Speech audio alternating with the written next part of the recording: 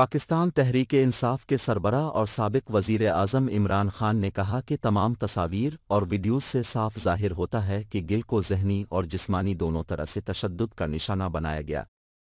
शहबाज गिल को तोड़ने के लिए ज़लील किया गया। मेरे पास मुकम्मल मालूमात हैं। इस्लामाबाद पुलिस का कहना है कि उनकी जानिब से शहबाज गिल पर कोई तशद्दुद नहीं किया गया।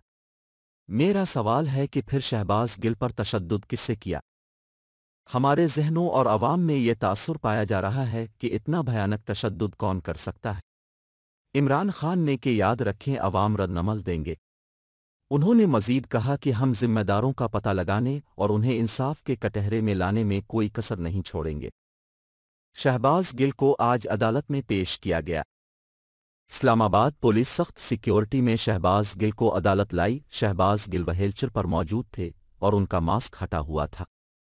शहबाज गिल अदालत में पेशी के वक्त ले जाते हुए अपना मास्क मांगते रहे, जिसमें उन्होंने कहा कि मेरा मास्क मुझे दे दें, खुदा का वास्ता है। शहबाज गिल के बार बार मांगने पर उनके लिए ऑक्सीजन सिलेंडर भी अदालत में पहुंचाया गया। अदालत पेशी के वक्त भी शहबाज गिल की हालत खराब लग रही थी और उन्हें सांस लेने में दुश्वारी का सामना करना पड़ रहा था।